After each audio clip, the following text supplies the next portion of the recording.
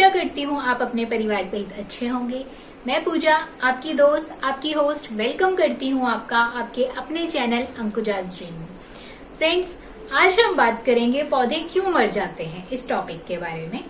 अक्सर आपने देखा होगा कि लोगों की शिकायत होती है कि हम पौधे नर्सरी से तो अच्छा लेके आते हैं, लेकिन घर पर आने के बाद पौधा मर जाता है या फिर कुछ टाइम बाद उसकी पत्तियां सूखकर झड़ जाती हैं और पौधा अपने आप ही खत्म हो जाता है।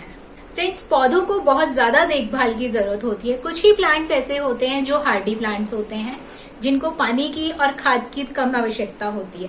अधिकतर पौधों की देखभाल करनी पड़ती है। अगर आप गार्डनर लवर हैं तो डेफिनेटली आप अपने पौधों की बहुत ज्यादा केयर करते होंगे। पौधों को अपने बच्चों की तरह पालना पड़ता है, तभी वो जाकर अच्छी फ्लावरिंग देते हैं और घर देखने में खूबसूरत लगता है। तो चलिए फ्रेंड्स, वीडियो शुरू करते हैं और जानते हैं पौधों को मरने से कैसे बचाया जा सकता है, कैसे उनकी रेगुलर देखभाल करनी चाहिए।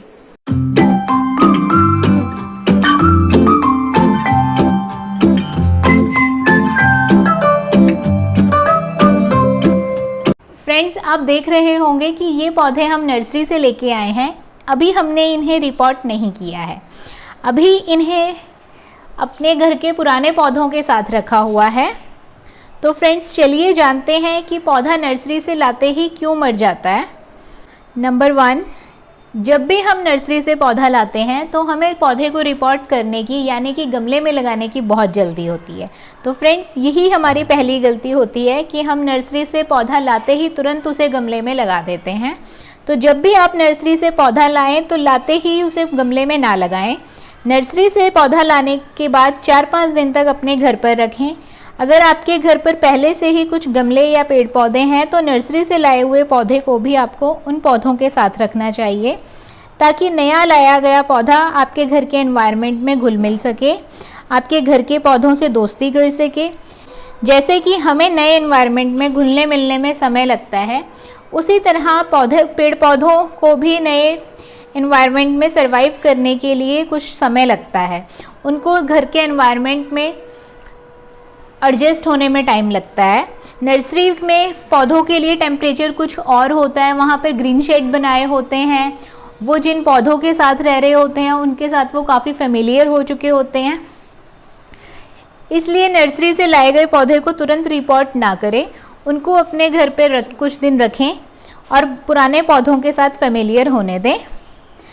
आप पौधों को अच्छे एनवायरनमेंट में सरवाइव करवाने के लिए हल्की वॉल्यूम में म्यूज़िक भी सुना सकते हैं। नंबर 2, आप नर्सरी से जो भी नया पौधा लाएं तो उसे भी अपने बाकी पौधों की तरह डेली बेसिस पे पानी देते रहें। जो पौधा धूप का हो उस पौधे को धूप में रखें, जो पौधा छाया यानी शेडी एरिया का है उसको शेडी एरिया में रखें। ध्यान रहे, जब तक आप उस पौधे को रिपोर्ट नहीं करते हैं आपको रेगुलर बेसिस में उसको पानी देने की ज़रूरत है। आप ये ना सोचें कि पौधे को रिपोर्ट करने के बाद ही आप उसमें पानी देंगे, वरना वो पौधा मरने लग जाएगा। नंबर 3, जब भी हम नए पौधे को लेकर आते हैं तो वो पौधा या तो हमें इस टाइप के प्लास्टिक पॉट में लगा हुआ मिलता है, आप देख पा रहे होंगे, या फिर हमें इस टाइप के पॉलीथीन में मिलता है, पॉली बैग्स में। पौधे को रिपोर्ट करते समय आप ध्यान दें कि जब भी पौधे को प्लास्टिक बैग या प्लास्टिक के पॉट से रिमूव करेंगे तो उसकी जड़ें यानी कि रूट्स डैमेज ना हो। कई बार होता है कि जब हम ये प्लास्टिक बैग रिमूव कर रहे होते हैं तो हमसे ये मिट्टी खुल जाती है और पौधे की जो जड़ें होती हैं वो डैमेज हो जाती हैं, या कई बार हम जब इसकी कटिंग करते हैं उस समय पे पौधे की जड़ें कट जाती हैं। तो ध्यान दें कि आपको ये बैग और ये प्लास्टिक पॉट बहुत ही आराम से रिमूव करना है। Number 4, friends, poly bag remove करते समय आपको रूट्स का तो ध्यान रखना ही है, साथ ही आपको ये भी चेक करना है कि नर्सरी वाले ने वो पौधा चिकनी मिट्टी में लगाया है या फिर मिट्टी के साथ रेत मिलाकर लगाया है। अगर तो पौधा रेतीली मिट्टी में लगा है तो फिर आप उसको डायरेक्ट ही गमले में लगा सकते हैं। अगर वो पौधा चिकनी मिट्टी में लगाया हुआ है, जैसा कि मैंने अपनी पहली वीडियोस में भी बताया कि कुछ नर्सरी वाले पौधे को चिकनी मिट्टी में लगाते हैं ताकि वो पौधा हिले ना, क्योंकि ट्रांसपोर्टेशन के टाइम पर पौधा कई बार हिल जाता है, तो वो उस पौधे को चिकनी मिट्टी पे लगा देते हैं। मेरा ये जो पौधा है ये रेतीली मिट्टी में लगा हुआ है, ये चिकनी मिट्टी में नहीं लगा हुआ है। आप देख रहे होंगे कि ये बिल्कुल रेतीली मिट्टी है। अगर ये चिकनी मिट्टी होती तो मुझे इसकी मिट्टी को रिमूव करना पड़ता विदाउट रूट्स को डैमेज किए हुए। अभी ये रेतीली मिट्टी में लगा है तो मैं इसको एज इट इज़ ही इसी तरह गमले में लगा सकती हूँ। फ्रेंड्स, वैसे तो पौधा लगाने के लिए मिट्टी का गमला बेस्ट माना जाता है, पर अगर आपके पास मिट्टी का गमला नहीं है तो आप सीमेंट के गमले में भी पौधा लगा सकते हैं। आप देख रहे होंगे कि सीमेंट के गमले इस टाइप से मार्केट में अवेलेबल होते हैं। अगर आप पौधे को इंडोर रखना चाहते हैं, यानी कि आपका जो प्लांट है वो इंडोर है, तो आप प्लास्टिक के पॉट में भी लगा सकते हैं, या फिर वो मेरा छोटा सा सिरामिक का गमला पड़ा है, आप इंडोर प्लांट्स के लिए सिरामिक और प्लास्टिक दोनों के ही पॉट को यूज़ कर सकते हैं।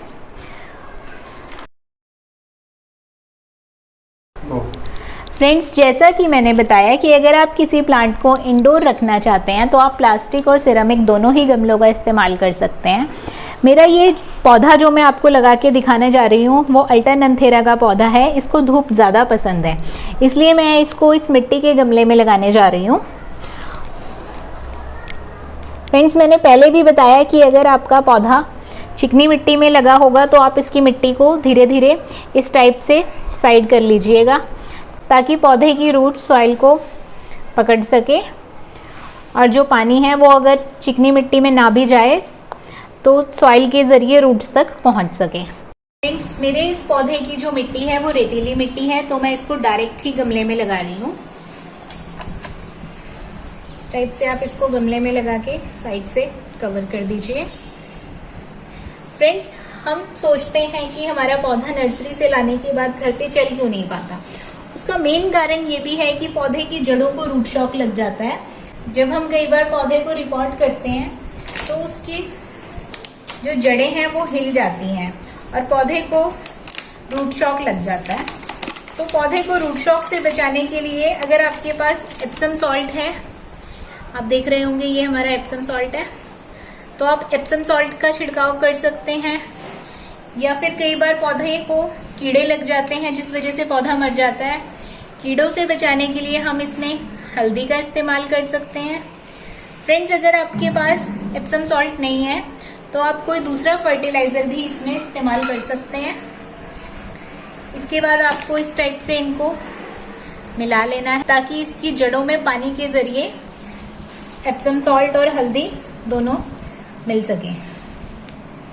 नंबर 5, फ्रेंड्स, जब भी आप पौधे को रिपोर्ट कर रहे हो तो ध्यान रहे कि पौधा प्लास्टिक बास्केट में ना लगा हो, वरना वो पौधे की जो रूट्स हैं वो अच्छे से ग्रो नहीं हो पाएंगी, सॉइल में उसकी जड़ें पकड़ नहीं पाएंगी।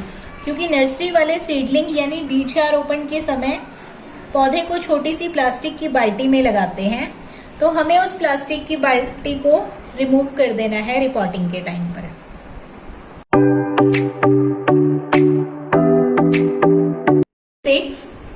नर्सरी वाले पौधे की रोज केयर करते हैं।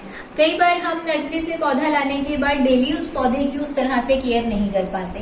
तो फ्रेंड्स, आपको पौधे की डेली केयर करना बहुत जरूरी है।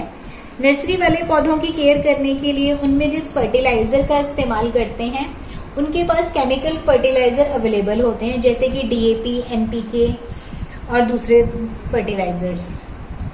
अगर आपके पास केमिकल फर्टिलाइजर नहीं है तो आप ऑर्गेनिक फर्टिलाइजर भी दे सकते हैं, जो कि हम घर में बहुत आसानी से तैयार कर सकते हैं। घर पर फ्री ऑफ कॉस्ट अलग अलग तरह के ऑर्गेनिक फर्टिलाइजर कैसे बनाते हैं उनका लिंक मैं डिस्क्रिप्शन बॉक्स में दे रही हूँ। आप वहां से देखकर भी free of cost organic fertiliser बना सकते हैं और उनके बेनिफिट्स के बारे में भी जानकारी प्राप्त कर सकते हैं। नंबर 7, फ्रेंड्स, अब हम बात करते हैं वाटरिंग की।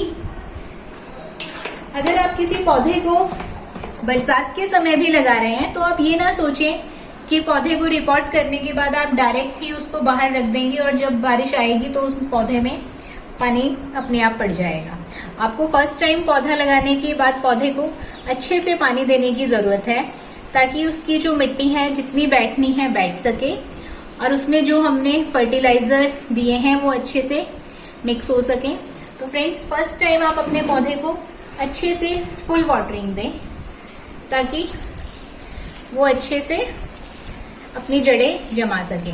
फ्रेंड्स, एक बात का और ध्यान रखिएगा कि जब भी आप पौधे में पानी दे रहे हो, पानी आपको बहुत दूर से नहीं देना है और ना ही खड़े होकर देना है।